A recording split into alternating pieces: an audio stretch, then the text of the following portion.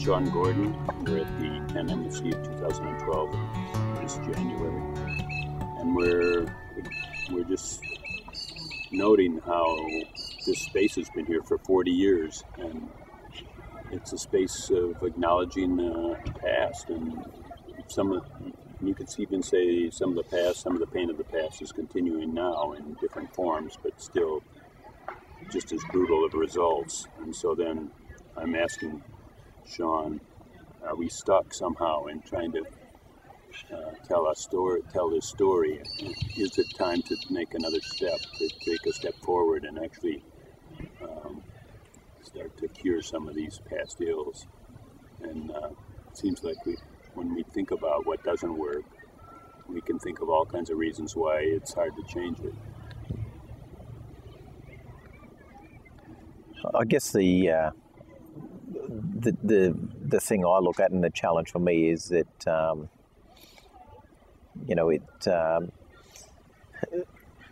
if something doesn't change, then our circumstances as a race of people isn't going to get any better. If I look at the 40-year history and I look at the significance of the 10 Embassy, the significance of the 10 Embassy is that we were fighting. We were fighting to be recognised. We were fighting to be able to participate and be a part of the Australian economy. And unfortunately, back in '72, we weren't. We were struggling with housing, unemployment, education, training, all of those issues. And today we're still struggling with those issues. Yes, I can accept and acknowledge that we have people that are doing university courses, that are getting their degrees and are becoming lawyers, doctors and so on. But that's only a very small number of people in regards to our overall population. We still have a lot of people struggling in our communities. Our health conditions, our housing conditions, our educational levels are extremely poor compared to white Australia. So there's a long way to go. I see today and the last 3 days are significant is that we declared this a 10 Embassy back in 1972. And I think in that time we called it an embassy because we were treated as foreigners within our own country. I think a significant step's taken place in the last couple of days by shifting to the First Nations Parliament. Parliament simply means that we're asserting our sovereign rights as a race of people. We're not waiting for white Australia to approve that because we've never relinquished that right. So this is a giant step, because before it seemed like you were waiting for, or the people thought that they should wait for somebody to give them their sovereignty or to acknowledge it, and now they're just saying, well, even if you don't acknowledge it, we still have it. We're still, and the lucky part about the Aboriginal is that they have a continuing presence on the land, and many other groups are dispossessed from a land, and even the white Australians are dispossessed from a land because wherever they came from, in Ireland or England or something, that land is lost to them. And me too, being a North American, I never even think of the land as mine or me. I think of it as a possession that I can sell or buy or rent or something like that. It's not really. So then I believe that the white world, well, the white meaning like those that have colonized new lands especially, we don't understand what you mean by sovereignty or what you mean by land rights, and maybe we never can understand it. I guess the critical thing for me, and we look at Australia, and people say that Australia is the lucky country. Most Australians see having a 600 square metre house and land package as seeing that they've made it. They've achieved their dream. They own their little parcel of land. I guess for us, the connectedness to land and the connectedness to country is much stronger than that. It's it's that relationship that you have. It's that feeling that you get in your heart when you're going back into country. It's knowing that your ancestors and their ancestors, lived and survived on that on those lands for many years and many generations. It's I guess it's that it's that spiritual connection that you have, not just to the land, but to the trees, to the river, to the to the waters, the animals that exist in that specific part of this country. I guess that's the we talk about healing and we talk about all those things, and unfortunately, an incident took place just yesterday with the burning of the Australian flag. One of the issues I see in regards to the burning of the Australian flag, it simply tells me that the Australian government is failing, that the Aboriginal people have no connectedness to the Australian flag, that the Aboriginal communities are depressed and oppressed, that this regime that's meant to be out there fighting for your rights and looking after you and protecting you within your country has failed to do that. And if they've failed to do that, then what connection do you then have to a flag? And the flag for me is really just a symbolic notion of having a connectedness to something. It's not tangible. It's not real. What's real for me and what's tangible for me is the suffering and the dying and the oppression that my community and my people are experiencing where I come from. What's real for me is the ongoing hurt and the way in which our people are being treated. What's real for me is the Northern Territory intervention and the way in which they've adjusted laws around anti-discrimination and those things to meet their own purposes. That's real.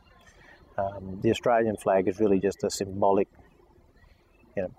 symbolic presence of what white Australians believe is something dear to them.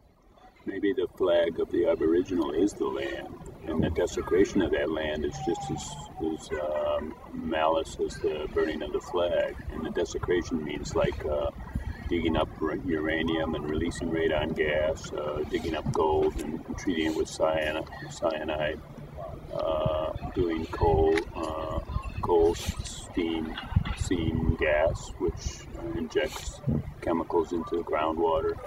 And all these things are the burning of the flag that are continuously happening. Maybe you can look at it like that. I guess if I look at where we are today, and I look at what people call native title in Australia.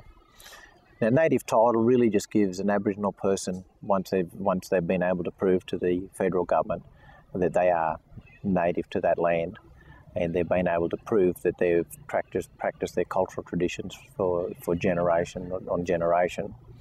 Native title really just gives them the access to land to be able to practice their traditions.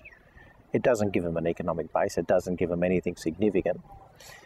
Where there is mining happening in an area, then it gives that group a right to negotiate for royalties around mining. But the reality of the royalties and what people don't understand is the royalties are controlled by the government. The federal government control the payment of royalties going in and out of communities.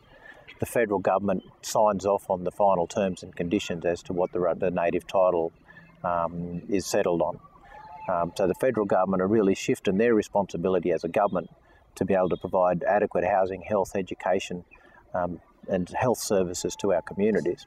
The federal government are shifting that responsibility across to native title claimants who are successful at proving their connection to country, and passing the responsibility onto them through their royalty payments. So the federal government are really, neglecting their functions as a government. And when you shift responsibility, you then must shift any control that you have. And the burning of the flag clearly indicated that the federal government have shifted the responsibility. They're expecting the communities to fund the health, education and housing issues, but off community money.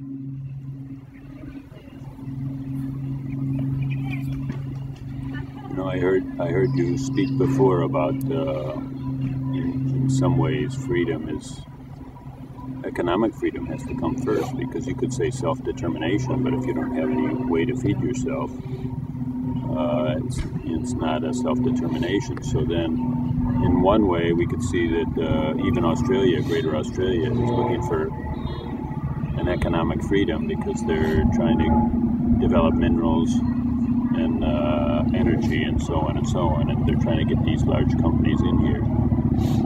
And so all the solutions that have been proposed to housing and health and education seem to be fragmented, and they're not whole solutions because they don't have the whole life and the economic freedom behind them. And so then these partial solutions seem to always fail. Yeah. I look at the world today, and I look at the world back in 2008 with the global financial crisis. When an economy fails, it cripples a country. We look at what's happening today in Spain, we look at what's happening in Greece, we look at what's happening in Great Britain. Their economy is failing. Once you have a failed economy, the country then begins to cripple itself. People become desperate. People become desperate to be able to provide for their families. People become desperate to be able to ensure that they have something to look forward to, a better future. The reality is, Aboriginal people for 200 years have been crippled by the Australian government. We have not had an economy in 200 years. How do you then propose to move forward as a race of people when you don't have an economic base to be able to trade amongst each other, to be able to provide opportunities for your communities and for your people, when it's controlled by the government?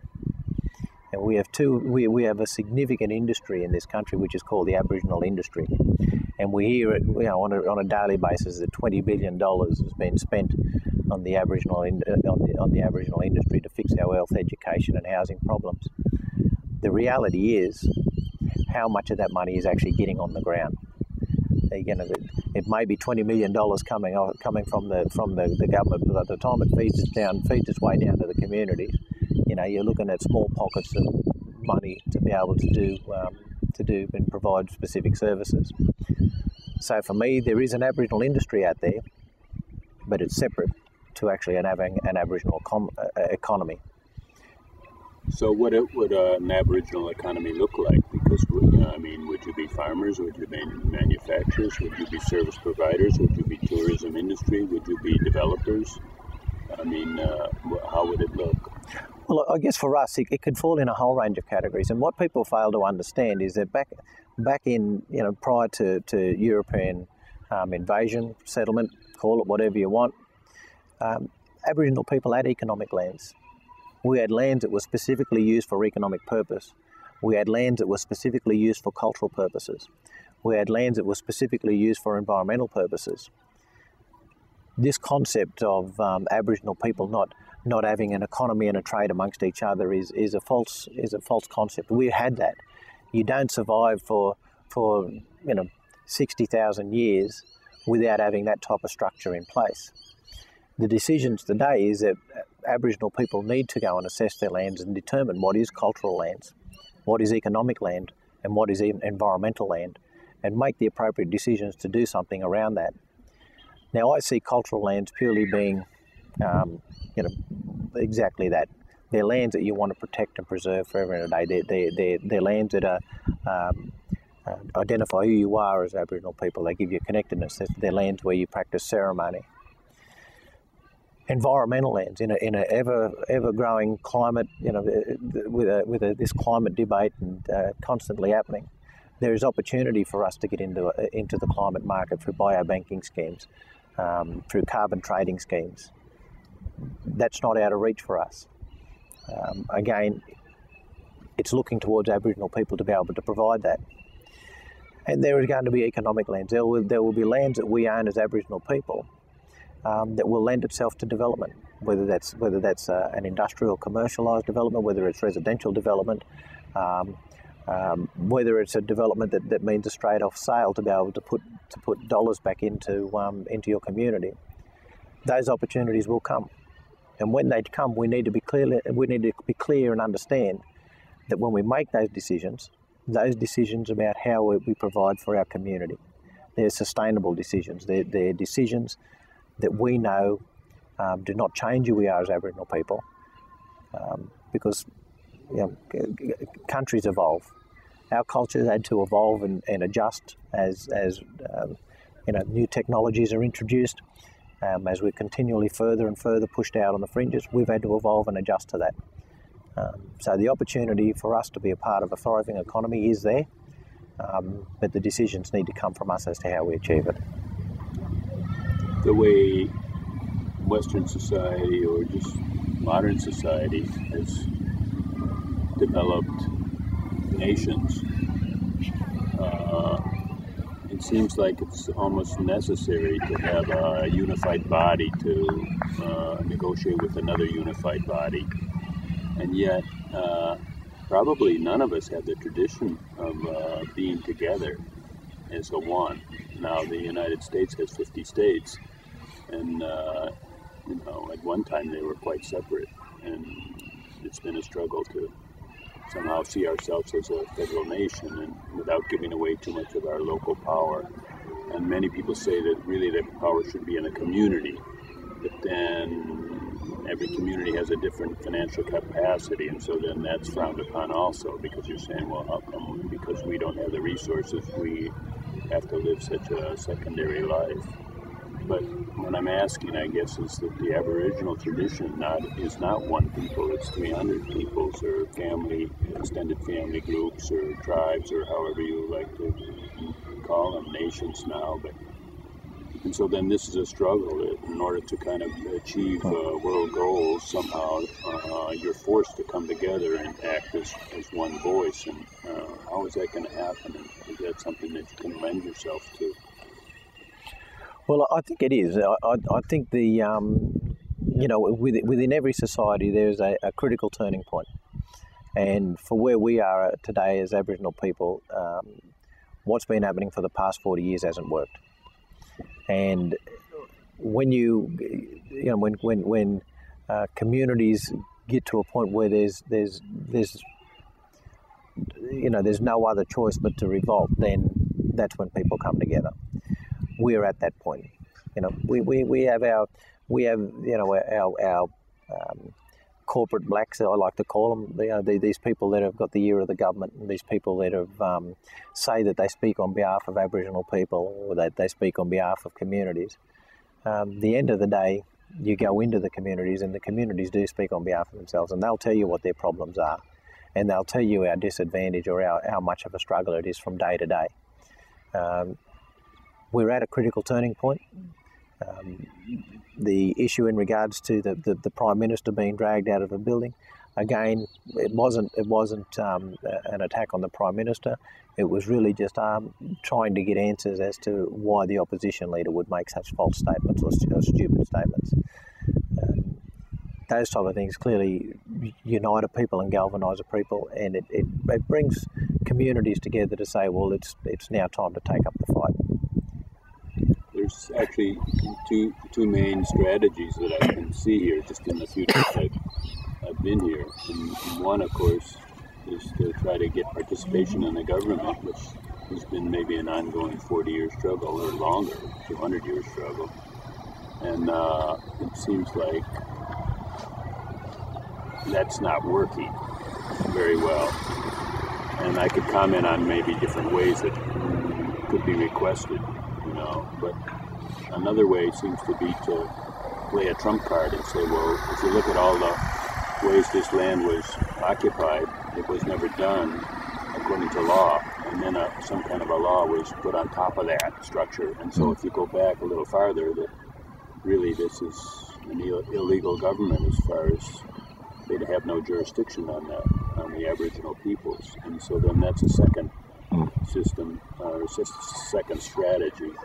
And it's going to take a lot of development itself too. And I'm wondering if it precludes participation, like if you would have guaranteed, like, okay, in the United States we have two kind of houses. One is based on population, another is based on what we call states.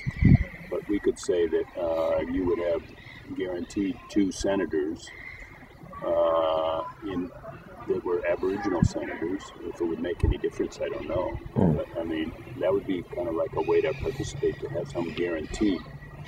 But so how do you see these two strategies? And is there, I mean, is one a long-term strategy and one a shorter-term strategy? But, I mean, ideally, we would all participate together and all consider each other, right? I don't know. What do you think about that? I guess for me, there's two strategies. There's always going to be the constant battle for sovereignty. That's never going to go away, and it's going to continually be negotiated.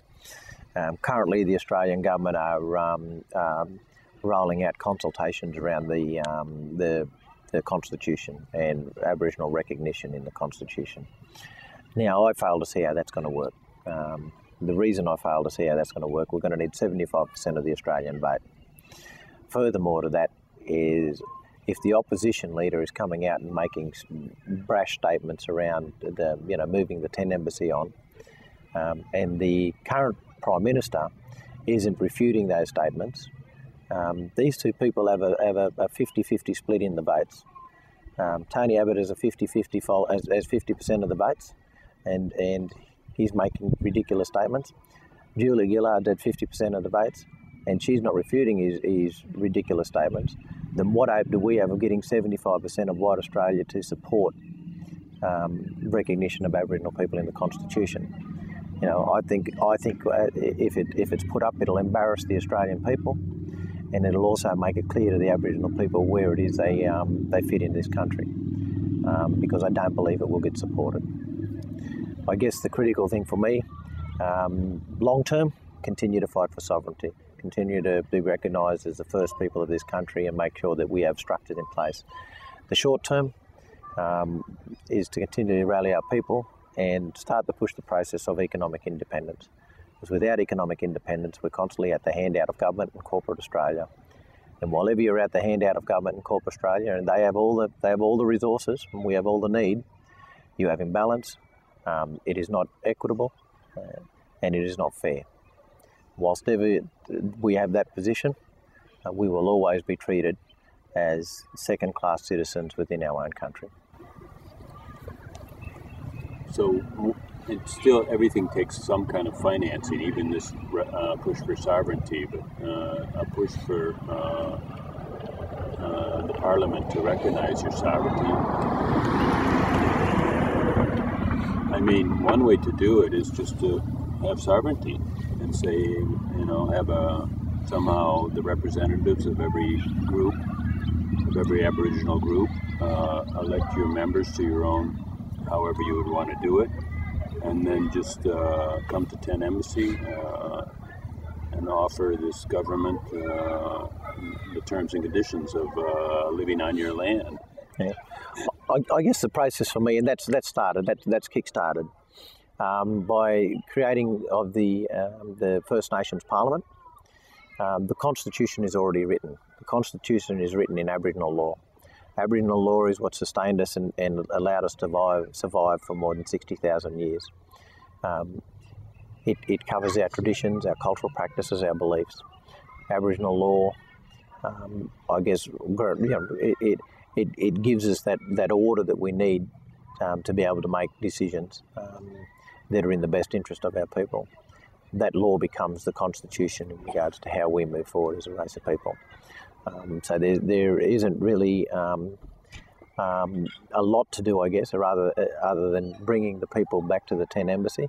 And the 10 Embassy is unique in the sense that it becomes neutral ground. It becomes a ceremonial ground where Aboriginal people from all over the country can come, have their say on this land, and not feel that they're unable to have clear input into a process. That, I think, is what is unique about the Aboriginal 10 Embassy. And the minute you lose that, and you lose a place where Aboriginal people can voice their opinions or their concerns, then you lose the right to be able to provide and to fight for what is right. I heard some people say that they were inviting Julia Gillard to come here and address this tent embassy, and you said it's a neutral ground for all Aboriginals to come and feel that they're welcome here and that they have a voice here. And would this also be a neutral ground if the government or if the parliamentary members of parliament chose to come here and listen and ask and sit in a circle? Would it be a neutral ground also for White Australia to come and listen to, maybe I'm not saying they would do it immediately, but would that be the conception, or does it need to be separate? No, definitely. There is opportunity always for Aboriginal and non-Aboriginal people to come and sit here. In the time that you've been here yourself, you would have seen the number of non-Aboriginal people here sitting around, and I guess empathetic to the cause and to the issues that we're facing as Aboriginal people. What I am disappointed with in the 3 days that we have been here for the 40-year celebration, not one politician. And keep in mind that we're only 500 metres away from Parliament. Not one politician in this country has come to address this crowd. And that, for me, is an outright disgrace. I guess they have to move and say, well, what will people think? And if the news media is putting this, picturing this tent embassy as riffraff, and then they say, well, I can't go be talking with riffraff, or maybe they were worried that they'll get... these are just my speculations. They're worried that they'll get verbally abused, and then that abuse will go on the news and somehow give them a black eye. But somehow, if we could just give a guarantee to people that you won't be verbally abused, and we want to come together in love. And because before, when we were talking about sovereignty, we said that the White Australia wouldn't know what to do with that. But somehow, don't we have to paint a picture so they kind of know what to expect and know that we're not here to dispossess them, but we're here to actually preserve the land that they're on also, and preserve the air that they breathe also, and preserve the water that they drink also. I guess the critical thing for me in regards to any politician, the minute you take on a role as a politician, it's a leadership role. You take on a role that represents people and communities. By politicians failing not to come here, I think they neglected their role as that elected leader within their communities, and that for me, there is no excuse as to why there have been no politicians here to address this audience. These people are voting people. We were given that right back in 1967 with the referendum. Why would you not come and talk to your constituents? The Prime Minister of this country, why would she not come and talk to her constituents, the voting people of this country, and express her a concern or raise the concern in regards to what needs to happen or what needs to change? But to not give it any credibility or any presence whatsoever clearly tells me that this government is not interested in the Aboriginal space. Somehow the fear is that for too long, I guess, blame and shame game has been played, and maybe those barriers have to be lowered. I mean, this is just my conjecture, but somehow we have to make a step forward and say, okay, we're not going to sweep under the rug. We're not going to deny what happened. We're not going to deny what's happening even today. We're not going to deny the problems of incarceration and health and mental health, which would create people to not even want to live. But we have to somehow lower the blame and shame and just say, how can you please come and work with us? We have friends and relatives that we love, and we care for them deeply, and we ask your help to find us a long-term solution. Yep. I'm not sure if it was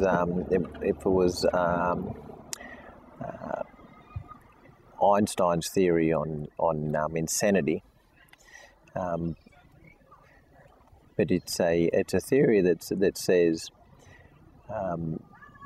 that if you're constantly doing the same thing without change and there is no progress, then you really need to have a look at where you're at.